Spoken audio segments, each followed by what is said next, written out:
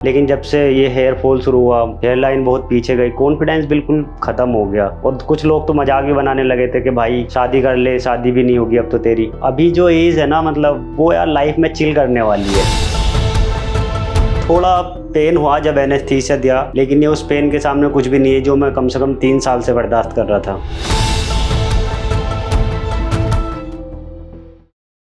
हाय, मेरा नाम इंतिखाब और मेरी एज 26 है। समथिंग 2023 से मेरा हेयर फॉल शुरू हुआ। तब मैं बीएससी नर्सिंग के 4th ईयर में था। बाल बहुत अच्छे थे, 22 साल 23 साल तक के लास्ट तक भी बहुत अच्छे थे। बट अचानक पता नहीं बीच बीच से खाली लगने लगा। कॉलेज टाइम को सुबह को बाल वगैरह सीधे सही से काट के जाते थे, तो फील हुआ कि आगे से मतलब काफी बाल पतले हो गए थे और माथा चौड़ा चौड़ा दिखने लगा था। जो साथ के लड़के थे वो भी टोकने लगे कि भाई तेरे बाल बहुत कमजोर हो रहे हैं, क्या तू इनको किसी डॉक्टर को दिखा। फिर मुझे भी मैंने देखा तो लग रहा था कि भाई बाल तो बहुत जा चुके हैं। और एक ट्रीटमेंट और किया था नोएडा से, पूरी किट यूज की, वो 3 महीने का कोर्स था, वो यूज किया, कुछ फायदा नहीं हुआ और मतलब हेयर फॉल बढ़ता ही गया। जॉब में गए तो जॉब में जाने के बाद में तो कॉन्फिडेंस बिल्कुल जीरो था। ऐसा लगता था कि मतलब तू सामने वाले को कैसा दिख रहा होगा। जब हेयर फॉल बहुत ज्यादा हो गया, दिल्ली में फ्री में दवाई लगाते हैं, वहां कई जगह ट्राई किया, दवाई लगवाई, बहुत ईचिंग और डैंड्रफ हो गया बहुत ज्यादा। फिर मार्केट में जो ये ऑनलाइन तेल आते हैं वो बहुत यूज किए,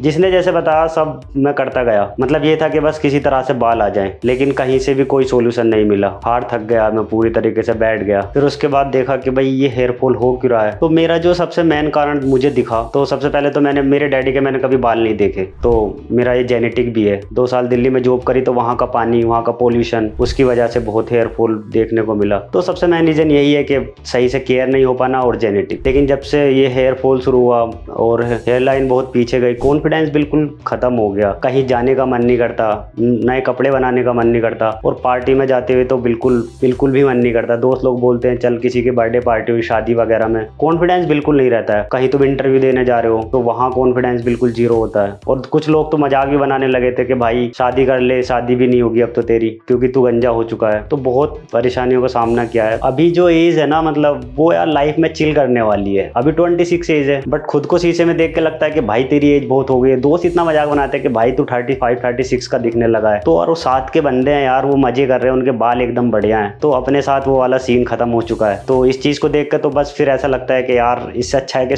कर ले भाई, पर भगवान किसी को ना बाल ना ले किसी के भी। फिर उसके बाद देखा कि भाई इसका कोई सोल्यूशन तो होगा। कुछ लोग बोलते थे कि भाई हेयर पैच लगा ले, हेयर पैच भी एक बेस्ट सोल्यूशन है। एक दोस्त है वो हेयर पैच लगाता है कम से कम 3 साल से, बट हेयर पैच लगा के उसका बीच से बिल्कुल खाली हो चुका है वो। फिर मेरे को लगता था कि यार ये हेयर पैच कोई लाइफ टाइम का तो सोल्यूशन है नहीं, और फिर इससे जो है जो सर पे जो बाल हैं वो भी खत्म हो जाएंगे। तो जैसे मैंने बताया था कि मैं नर्सिंग स्टाफ हूँ, तो मैं जॉब करता हूँ। डॉक्टर मेरे को सजेस्ट करते थे कि इसका लास्ट सोल्यूशन ट्रांसप्लांट ही है, बट उससे डर लगता था। कोई बोलता था कि उससे सर में दर्द नहीं निकलता है लाइफ टाइम, और बहुत सारी चीजें कि उससे ये दिक्कत होती है, ये होती है, तो उसको कराने में भी डर लगता था। तो फिर ट्रांसप्लांट के बारे में मैंने सोचा कि भाई इसको देखते हैं एक बार। तो उसके बारे में रिसर्च करी, डॉक्टर लोगों से बात करी, उन्होंने बताया कि इसमें कोई ऐसा मतलब खतरनाक वाली कोई चीज नहीं है कि इसमें कुछ गलत होगा। फिर मैंने कुछ वीडियो देखी, इंस्टाग्राम पे रील देखी, काफी रिसर्च करी। रिसर्च करने के बाद लगा कि हाँ भाई हेयर ट्रांसप्लांट बेस्ट सोल्यूशन है। देखा कि भाई बेस्ट क्लिनिक के कौन सा मिलेगा ट्रांसप्लांट के लिए। ट्रांसप्लांट के लिए हमारा दिल्ली में एनसीआर, गाजियाबाद, नोएडा में बहुत क्लिनिक है, बट रिव्यू देखना था कि अच्छा कहाँ है, क्या मतलब नई तरीके से नई टेक्निक चल रही है, तो उसको भी देखना था। अपने मेरठ में भी बहुत क्लिनिक है। तो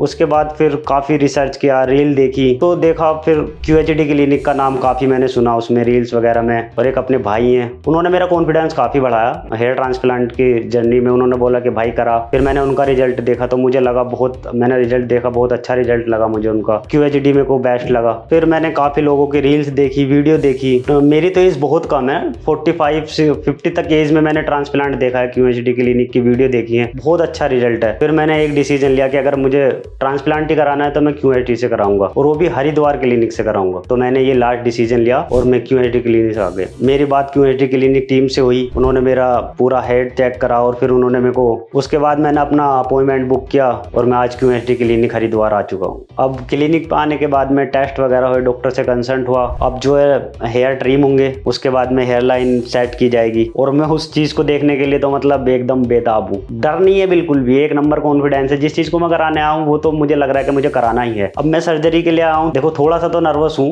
बट खुशी जो है ना वो अंदर से कि मतलब एक नई लाइफ मिलने वाली है, उसको सोच के तो ना तो बस ऐसा लग रहा है कि जल्दी करा लूँ जाके। बहुत अच्छा लग रहा है। हेयर ट्रांसप्लांट की जो मेरी सारी जर्नी है मैं आपको सब कुछ शेयर करूंगा, और जो मेरी अभी हेयर लाइन वो बनाएंगे डॉक्टर, तो मैं उसको भी आपके साथ शेयर करूंगा। और मैं तब तक के लिए आप मेरे साथ जुड़े रहिएगा। और thank you so much QHD और QHD टीम।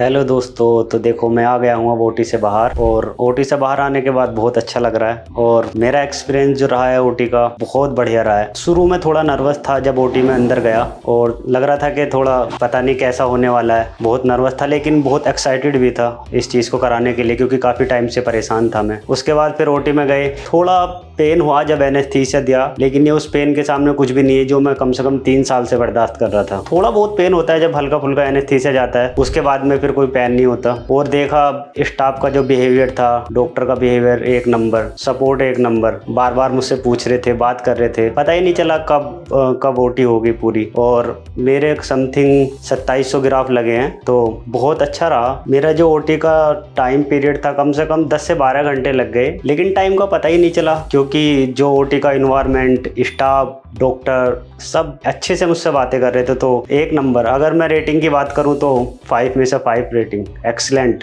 एक number. Thank you QHD and thank you QHD team, आपका बहुत बहुत थैंक यू। तो जैसे कि अब मेरा ट्रांसप्लांट तो कंप्लीट हो गया है, मेरी जो हेयर लाइन थी वो काफ़ी पीछे थी, अब एक नंबर हो गई है। मतलब मुझे तो अभी से कॉन्फिडेंस आ गया है पूरा, बहुत बढ़िया हुआ है। और कोई पेन नहीं है, किसी तरह की कोई स्वेलिंग नहीं है, सब एक नंबर। देखिए जो मैंने ये सर्जरी चूज की है QHD टेक्निक से कराई है, क्योंकि इसमें जो होता है ना, जैसे जैसे पीछे से ग्राफ निकलते हैं तो हैंड टू हैंड वो लग जाते हैं। तो इसमें जो है ना ग्राफ ये समझ के चलिए कि 100% पूरा श्योर होता है, ग्राफ खराब होने का कोई चांस नहीं होता। जैसे पीछे से निकल रहे हैं तुरंत आ गए वो। तो मैं सबसे पहले अपनी फैमिली को मैंने अभी वीडियो कॉल पे दिखा दिया है। मेरी फैमिली बहुत मतलब बहुत खुश है, और मेरे साथ में मेरे 2 दोस्त आए हुए हैं। जब मैं कल क्लिनिक पे आया था सुबह के टाइम, कल 11 तारीख थी, मेरा अपॉइंटमेंट था, तो कल मैं समथिंग 10 बजे क्लिनिक पहुंच गया था। उसके बाद से मेरा प्रोसेस स्टार्ट हुआ, पहले डॉक्टर से कंसल्ट हुआ, उसके बाद में फोटो शूट हुआ, फिर उसके बाद में मेरी ट्रिमर हुआ, हेयर ट्रिम हुआ, फिर हेयर लाइन सेट करी गई। तो सारा काम मतलब स्मूथली हुआ है, पता ही नहीं चला है। और पूरी टीम मेरे साथ रही है जब तक मैं यहाँ पे हूँ। और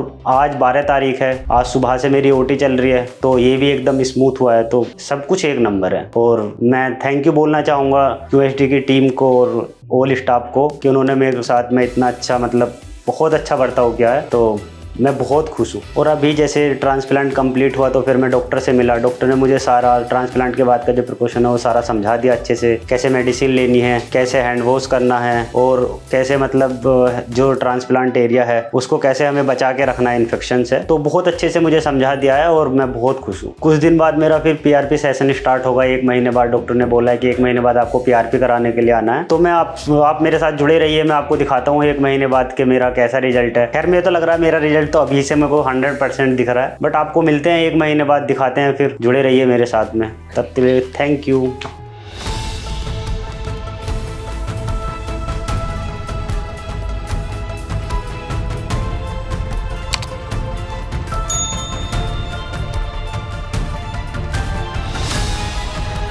Hello friends, if you have not subscribed to our channel yet, please like this video, share and subscribe to our channel, and don't forget to hit the bell icon so that you will get update on every video.